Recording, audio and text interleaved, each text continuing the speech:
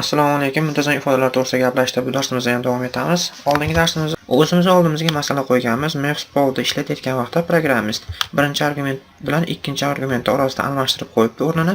Shu o'rnini joy-joyiga qo'yib qo'yishimiz kerak. Ikkinchi argumentda kelgan qiymatni 1 ga, birda kelgan qiymatni 2 ga olib qo'yishimiz kerak. Guruhlarni o'rnini almashtirishni o'rganmoqchimiz, ya'ni buning uchun o'zimizga bitta muntazam ifoda yasab oldik. Birinchi mathsploit keladi, undan keyin qaus keladi. Qausdan oldin yoki qausdan keyin bo'sh joylar bo'lishi ham bo'lmasligi ham mumkin. Undan keyin o'zgaruvchi keladi yoki bo'lmasam har qanday raqam kelishi mumkin. Undan keyin vergul keladi, verguldan oldin ham, keyin ham xohlagancha, istalgancha bo'sh joylar bo'lishi ham mumkin, bo'lmasligi ham mumkin. Mana bu bo'sh joy ifodalarida bo'lishi yoki bo'lmasligi mumkinligida u yulduzcha ifodalaydi. Undan keyin ikkinchi argument keladi. Ikkinchi argumentimiz ham o'zgaruvchining nomi har qanday harf bilan yoki ostiga chizilgan chiziq bilan boshlangan, undan keyin har qanday harf yoki raqam kelishi mumkin bo'lgan o'zgaruvchining nomi, keyin raqam. Keyin yopilgan qaus deb biz, lekin ochilgan qaus yozib qo'yibmiz. Bu yerda mana yopilgan qausni o'rniga almashtirib qo'yibdi. Xullas, muntazam ifodamiz tayyor. Mana bu yozilgan ifoda endi bizga kerak emas. Bitta o'zgaruvchi ochaylik. Muntazam ifoda deb. Barobar deymizda, buni hammasini plus qilib chiqsak, shu bilan muntazam ifodamiz bir-biriga qo'shilib qoladi mana. Muntazam ifoda degan string tipli qiymatga hammasini joylab chiqdik. Mana bir ish qilmoqchiman. Yana bitta o'zgaruvchi ochib, avvalgi kod deb nomlab qo'yaman buni. Avvalgi kod degan string tipli o'zgaruvchi bor. Avvalgi kod yozilgan, ya'ni programmist yozib qo'ygan buni. O'rnini almashtirib chiqishim kerak bu yerda endi. Bu bilan buni o'rnini almashtirishim kerak. Yana bitta o'zgaruvchi ochib. O'zgaruvchi string bufferli bo'ladi. Uning nomini yangi kod deb nomlayman. Obyekt bu. Undan keyin pattern ochishimiz kerak. Pattern ochib, buni tartib deb nomlayman nomini. Pattern compare degan metoddan foydalanib yaratardik. Argumentiga muntazam ifoda ko'rsatishimiz kerak edi. Keyin matcher klassini yaratamiz. Bu narsalarda nihoyatda ko'p qildik o'tgan darslarimiz davomida, shuning uchun hammasini boshqatdan tushuntirib o'tirmayman. Endi while joyiga kelsak ham bo'laveradi. Conditionga moslik find bo'lgan vaqtda append replacementni ham o'rganganmiz. Append replacement qilayotgan vaqtimizda replacement qilinadigan narsa yangi kod. Buni oldingi darsimizdan bilamiz. Lekin endi mana ikki nimaga almashtirish kerak degan joyga endi bu yerga dollardan foydalanamiz. Dollardan foydalanib, birinchi guruhda topilgan narsani olib kelib qo'ydimiz. Bizning ifodamiz ichida chapdan o'ngga sanaganda birinchi guruh birinchi qaus ochilgan joydan boshlanadi. Birinchi guruhda yopilish joyi shu joyda yopiladi. Demak, birinchi guruhda topilgan narsani olib kelib qo'yadi, ya'ni mathsploit olib kelib qo'yadi. Mathsploit orqasidan ochilgan qausni qo'yadi. Buni orqasidan 9-guruhda uchragan narsani olib kelib qo'yadi. $9 desek, 9-guruhda uchragan narsa mana bu. Agar ochilgan qauslarni sanab chiqadigan bo'lsalar, mana shu joydan boshlab 9-qaus ochilgan.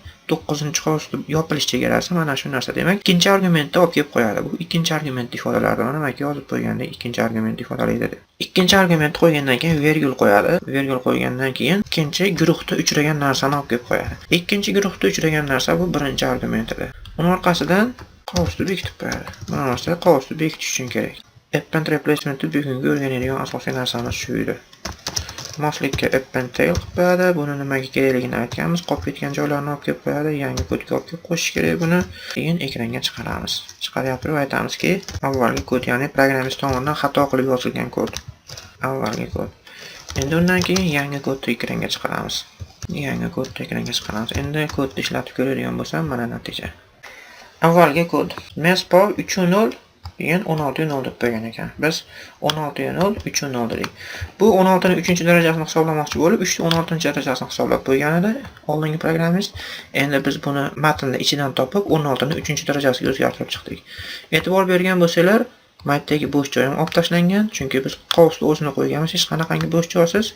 Undan keyin manetdagi bo'sh joy ham olib tashlangan. Natijani kvadratni hisoblamoqchi bo'lib, u natijada turib, undan oldingi birinchi argumentga 2 qo'ygan edi.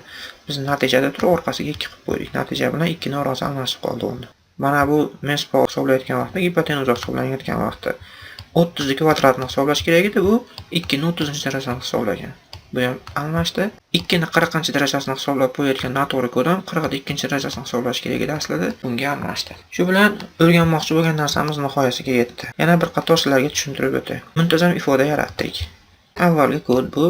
Undan keyin string buffer yaratdik, chunki append replacement qilayotgan vaqtimizda birinchi argumentga string bufferlik qiymat qo'yishimiz kerak edi yoki o'zgaruvchi. Undan keyin pattern yasadik, undan keyin matcher yasadik.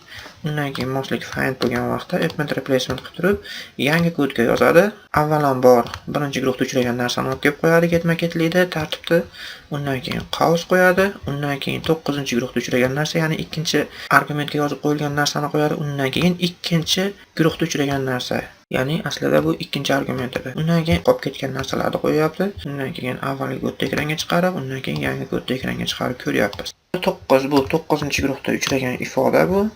Mana bu narsa 9-guruhga mos tushayotgan narsa. Ikkinchi argument, ya'ni $2 qilib qo'yganimiz bu birinchi argumentga mos tushayotgan narsa. Mana bu joydagi birinci argument shunga tushadi. Ikkinchi argument bunga tushadi. 9-guruhga tushadi. Sizlarga yana bir narsani aytib qo'ymoqchiman. Mana shu append replacementni bajartirish uchun patternlardan foydalanish shart emas. Aytamizki, yangi kod deymiz. Barobar avvalgi kod deb turib replace all degan metod bor. Endi muntazam ifodada uchragan ifodani mana bunday qilib almashtirib qo'y deb turib, endi ishga tushiradigan bo'lsam bu narsani hozir mana tayyor qilishgan sababi nima? Yangi kodni string o'zgartirib qo'y deyapti. Xo'p, string qo'yamiz. Hozir endi kodimni ishga tushiradigan bo'lsam, natija bir xil chiqyapti. Oldin qanday natija chiqqan bo'lsa, hozir ham xuddi shu natija chiqyapti. While sikli ochib, moslik find bo'lganda deb turib pattern matcher obyektlar yasashimiz shart emas ekan. Oddiy bitta replace all degan metod bilan hal bo'ladigan narsa ekan bu. Muntazam ifodani beramiz ekan, mana shu muntazam ifodada uchragan narsani mana bunday tartibda almashtirib qo'ydik. Lekin replace all bilan bitmaydigan ishlar ham bo'lib qoladi. Bu narsalarni keyingi darsimizda o'rganamiz. Keyingi darsimizda ko'rishgunimizcha xayr, salomat bo'linglar.